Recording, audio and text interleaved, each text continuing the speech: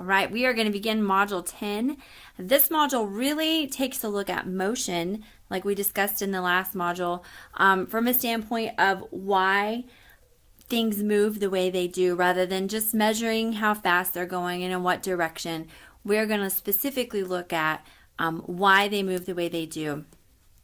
This module mainly looks at Newton's three basic laws and understanding the three laws of motion. So Aristotle, back a long time ago, a Greek philosopher, came up with some ideas about motion, and his thoughts became so a part of ingrained in everybody's mind as to how things really worked all the way up to the Renaissance, that it was really hard to get people to change their minds and to go away from the way Aristotle thought. A lot of his ideas were completely wrong, didn't really fit in with what people could see in their day-to-day lives as far as what was actually happening.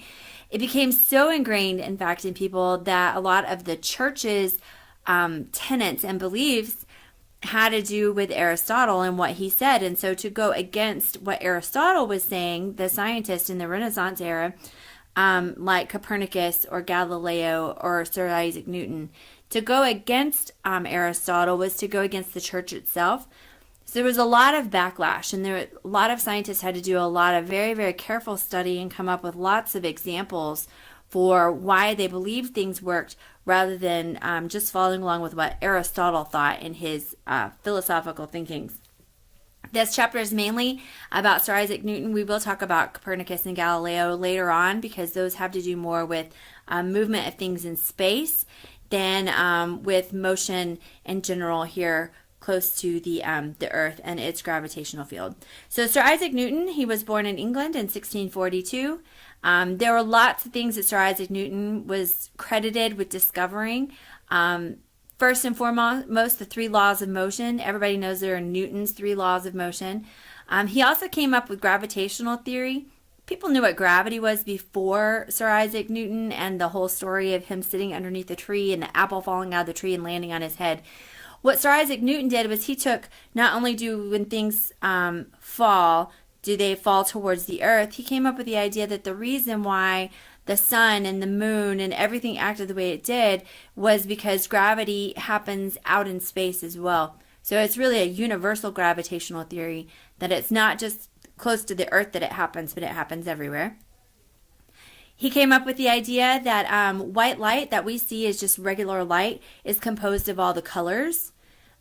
He invented calculus partly just to be able to explain the things that were happening. To get some of his data, he had to come up with a whole new math. So he came up with calculus. So whenever you get to that class, you can thank Sir Isaac Newton for that. Telescopes had been used for a while, but he came up with a design for a reflecting telescope. While he may not have been the first to build a telescope, he is credited with the reflecting telescope as being the first one to do that. He was knighted in 1705, so he was like 60 years old, and then he died about 20 years later in 1727. He was a very religious man. He totally believed that in studying the Bible and studying science, what he was doing, that studying science was as important as studying the Bible, but he spent just as much time doing both of those things. And considering all the things that he came up with, that tells you what he did with all his time. He was either studying science or he was studying the Bible. And he says that in studying science, what he was doing is he was studying God, because he believed that God was the God who had natural laws in place, not a God of chaos. That in God would, when he created this world, that he put natural laws in place to control everything, and that if we could figure those out, we could see a glimpse of who God is. And I completely agree with him on that one. Now, he did not believe in the divinity of Christ, which means he did not believe that Jesus was God specifically. Although he was very devout and he believed in God, didn't necessarily believe in Christ, especially as God's son. And so if he's not God's son, then he couldn't have come to be the perfect sacrifice for his sins. So not 100% sure that Sir Isaac Newton was a Christian, although he was a religious man. So Newton's first law of motion, you're going to need to memorize these and be able to tell me what all three laws of motion are. So go ahead and get it memorized. simply put, it's the law of inertia. So an object in motion is going to stay in motion until acted on by an outside force, or an object at rest will stay at rest until acted on by an outside force.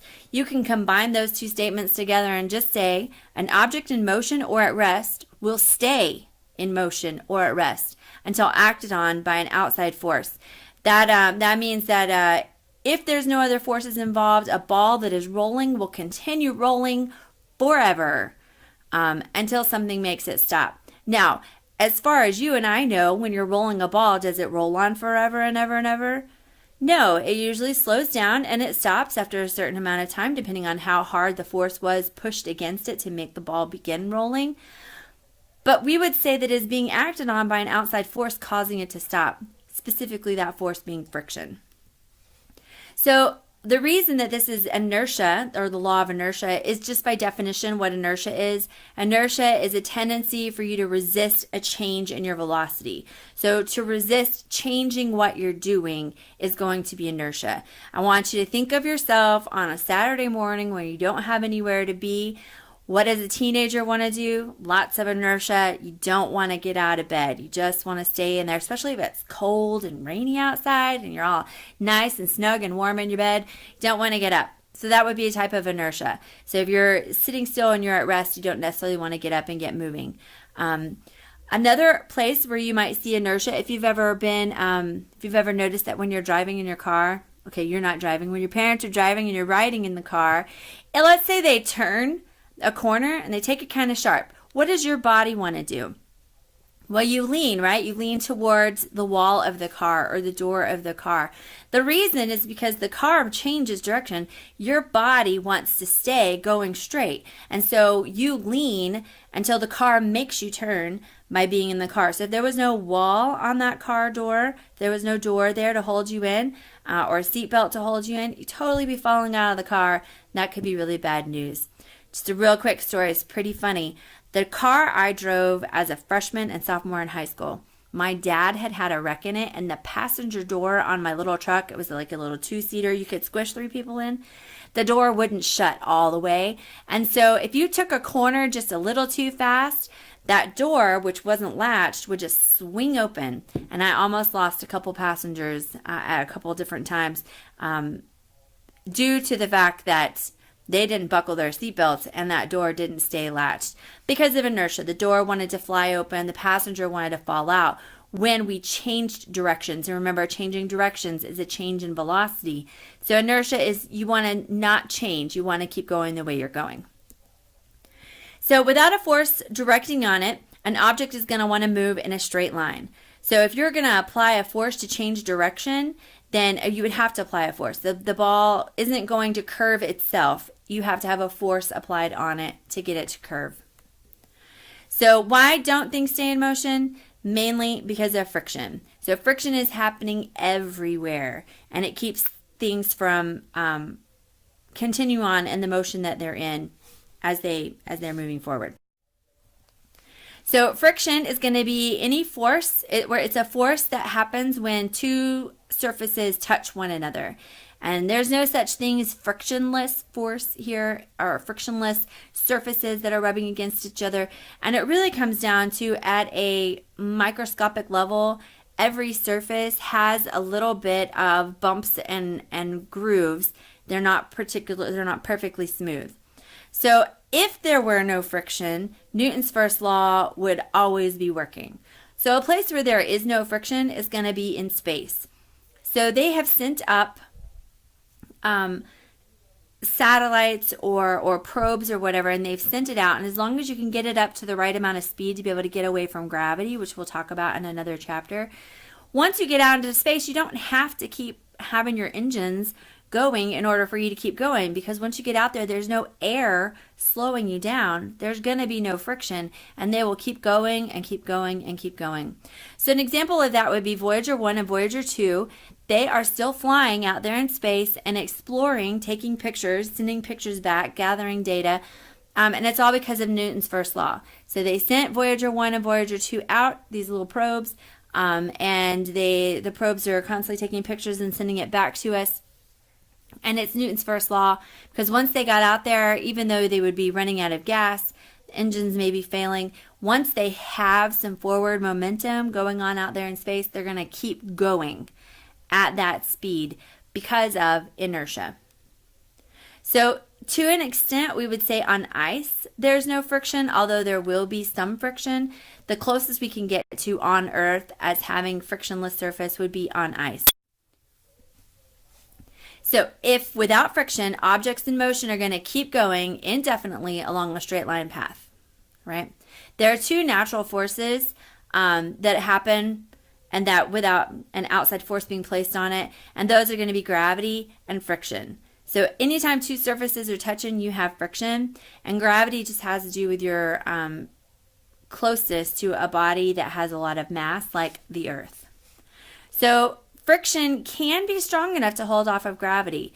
So if you have a book that's not quite falling, especially if it's on a really rough surface, so let's say you had sandpaper, you could set something up on top of that sandpaper and it's not going to slide down necessarily because of friction. Or if you think about, there was a really fun, like one of those bounce house things where you put on this suit that was made of Velcro and you run and you jump against the wall that's made with the other stuff of Velcro. So it's kind of a friction going on. They're meant to be stuck together. That can hold off gravity depending on how much mass you have.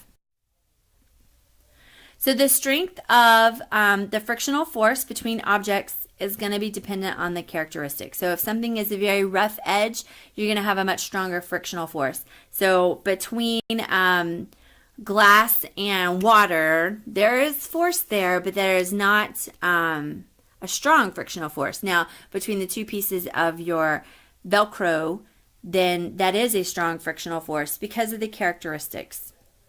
So, like I said, friction happens anytime you have two surfaces that are touching. And the reason is because on an atomic level, way, way down, if we could get all the way in and look at it, there's no such thing as a smooth surface, not even ice. So the friction is actually just the edges of those unsmooth surfaces getting stuck together. So the official definition, which you're going to need to know, is friction is a force that opposes motion and results from the contact of two surfaces. So friction is always going to be in the opposite direction from motion. So if you've got motion going to the north, then you've got friction working to the south. They're always going to be opposite directions. So anytime you have friction that you experience while you're traveling through the air is called air resistance. I want you to picture when you're on a roller coaster and you're going down the hill really fast, you've got the air blowing up in your face, pushing your hair back, whatever. That's going to be air resistance. Driving down the road, you stick your hand out the window, you can feel the air resistance pressing up against your hand. Air resistance is the friction experienced in air. So there's a quiz today. Go ahead and click on the link and complete the quiz, and I will see you in class.